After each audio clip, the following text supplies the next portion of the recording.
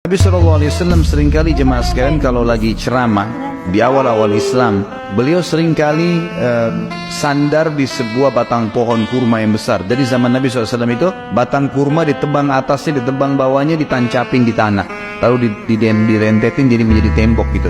Ada sebuah batang kurma yang besar sekali di depan mihrab Nabi SAW pas. Tapi kalau sholat menghadap ke situ.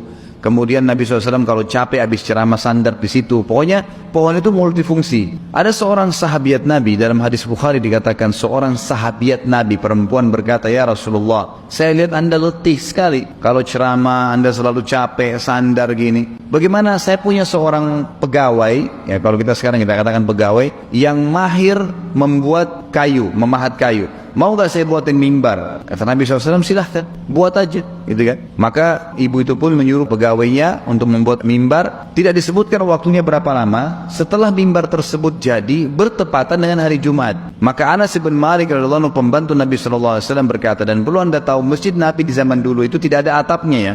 Jadi zaman dulu itu cuma tembok saja. Karena Madinah itu bisa dikatakan mungkin 5 tahun sekali baru hujan. Hujannya pun cuma sebentar. Paling 15 menit, 10 menit, sebentar sekali hujan. Jarang sekali hujan, bisa dikatakan tidak hujan lah gitu. Jadi zaman Nabi SAW memang atap itu tidak mesti dibiarin terbuka, jadi ada udara, sirkulasi udara. Hujan ya basah gitu kan, panas ya panas, seperti itulah. Maka Anas bin Malik berkata, saya pun melihat Nabi SAW waktu lihat mimbar tersebut naik ke atas mimbar, dan mimbar itu terdiri dari 3 anak tangga. Makanya sebagian ulama mengatakan kalau mau membuat mimbar disunnahkan membuat 3 anak tangga, karena waktu itu 3 anak tangga dibuatkan oleh sahabat ini. Dan Nabi SAW tidak menegur, tidak menyalahkan gitu kan, walaupun ini cuma hukumnya sunnah. Artinya boleh mimbar tanpa tangga, boleh juga tangganya lebih, gak ada masalah. Tetapi kalau waktu itu mimbar Nabi SAW 3 anak tangga. Ringkas cerita, Nabi SAW naik ke mimbar tersebut. Kata Anas bin Malik, waktu Nabi SAW mulai salam, kemudian muadzin Bilal mulai kumandangkan azan. Kita tahu biasanya kalau laki-laki sudah tahu tuh,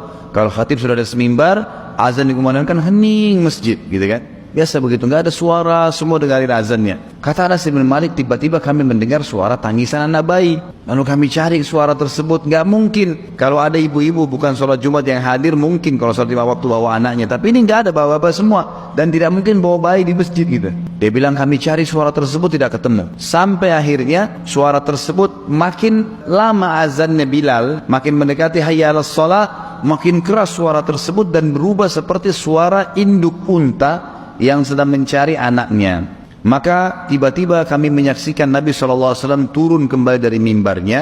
Ya, bayangkan kalau khatib di atas mimbar, turun lagi kembali, mendatangi batang pohon yang ada di depan mihrab beliau yang besar itu, lalu memeluknya dan berkata, "Demi zat yang ubun-ubunku dalam genggamannya, dia menangis." Maksudnya batang pohon ini menangis karena kehilangan zikrullah. Artinya selama ini saya kalau capek sandar di dia, saya menjadikan seperti mimbar gitu ya, capek sandar berdiri selalu dekatnya. Ini karena Nabi SAW pindah, batang pohon yang sudah mati di mata manusia itu nangis. Lalu kata Nabi SAW, dan demi Allah kalau seandainya saya tidak memeluknya, maka dia akan menangis sampai hari kiamat.